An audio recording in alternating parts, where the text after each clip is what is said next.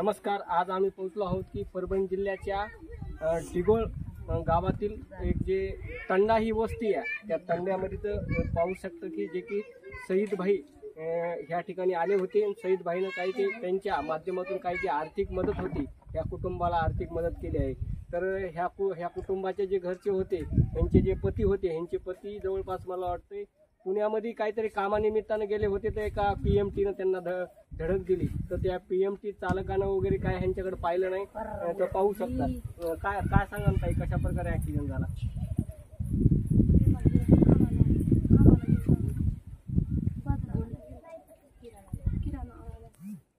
बरं, किराणा आणायला गेलतात तुम्ही, पण तुम्हाला असं वाटलं नाही की ते कोणची बस होती, PMT होती, त्या चालकाला तुम्ही बोलावं?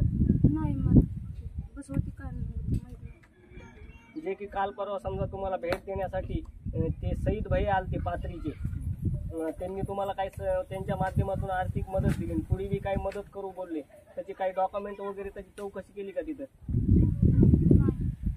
चालेल। बरं, तुम्हाला कोणी आमदार असेल, कोणी खासदार असेल भेटण्यासाठी आले का तुम्हाला? बरं, तुम्हाला किती मुलं आहेत, किती मुली? शाळेमध्ये आहेत का?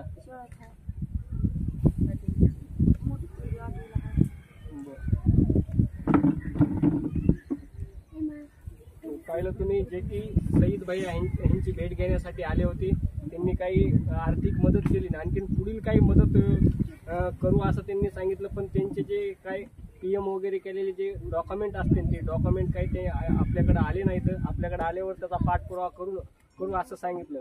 पण तुम्ही ज्या वेळेस इथं आला होता, नेमकं जे ह्यांचं जे पूर्ण इथं घराची परिस्थिती बघितली, तुम्ही आहे ना शहीद भाईला सांगितलं, काय बोला?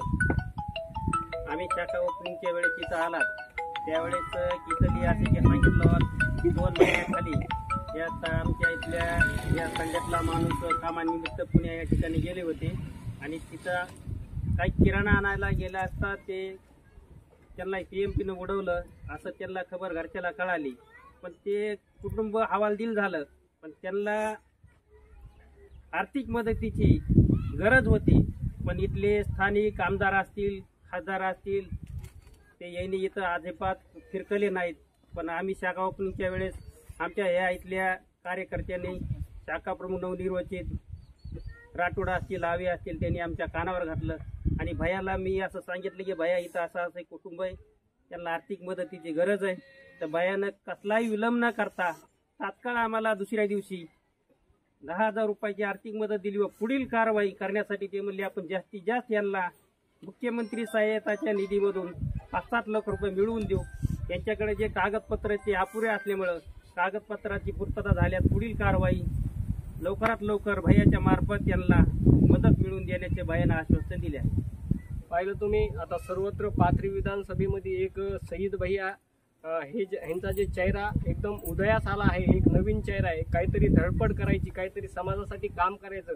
पाठीमागं पण एक भाऊचा तंडा म्हणून आहे, त्या तंड्याच्या ठिकाणी एक सेफ्टी टँक मध्ये म्हणजे गुदमरून पडून जे काही मुस्लिम समाजाचे काही कामगार त्या ठिकाणी पडून त्यांचा मृत्यू झाला होता, त्यांना पण आहे ना काहीतरी मुख्यमंत्र्याच्या माध्यमातून जवळपास त्यांना बी आर्थिक मदत मिळवून दिली। आणि तुम्ही जर पाहिलं तर सोनपेठमध्ये पण एका चर्मकार जे व्यक्ती होता त्याच्या मुलीला झटका आला होता, त्या मुलीला पण काहीतरी आर्थिक मदत मिळावी म्हणून आज ती मुलगी पण जिवंत आहे। अशा प्रकारे भैयाचं चांगलं मोठं काम आहे। आणि कुठं जरी तुम्हाला अडचण असेल तर निश्चितच अशा शहीद भैया ह्यांना तुम्ही संपर्क साधावा आणि संपर्क साधून तुमची जी आर्थिक मदत असेल किंवा काही तुम्हाला म्हणजे सुखादुःखासाठी काही अडचण पडत असेल, त्या ठिकाणी भैया ठामपणे उभा राहतील असं ते कार्यकर्ते सांगत आहेत। आणि सर्वत्र पाथरी विधानसभेमध्ये एकच चर्चा आहे की आमदार असावा तर शहीद भैयासारखा। मी महादेव नरवटे, आपण पाहताय